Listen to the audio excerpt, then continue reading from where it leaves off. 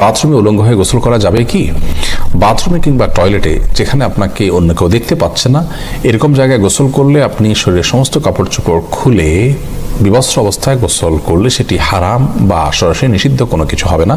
আমাদের মনে রাখতে হবে যে একটা সময় পৃথিবীতে মানুষের বেশিরভাগ মানুষেরই অনেক বেশি কাপড় চোপড় থাকতো না, অনেকেরই একজোড়া কাপড় থাকতো যেটা দিয়ে তিনি তার জীবন পার করে দিতেন। আজকাল আলহামদুলিল্লাহ আমাদের অনেক কাপড় চোপড় রয়েছে। তো যার সামর্থ্য আছে এরকম অবস্থায় তিনি সকল কাপড় চোপড় খুলে গোসল করাটা তার জন্য অনুত্তম।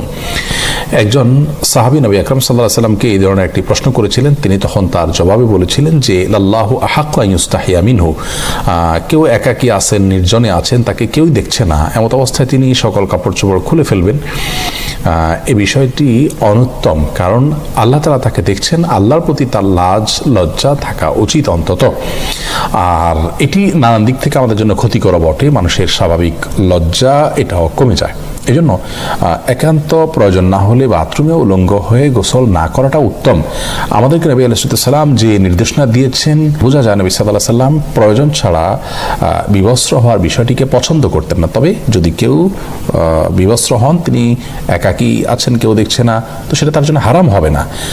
একটা হলো অনুত্তম আর একটা হারাম, দুটো দুই জিনিস, কিন্তু হারাম হবে না বিষয়ের কারণে, গুনাহ হবে না ওটার কারণে।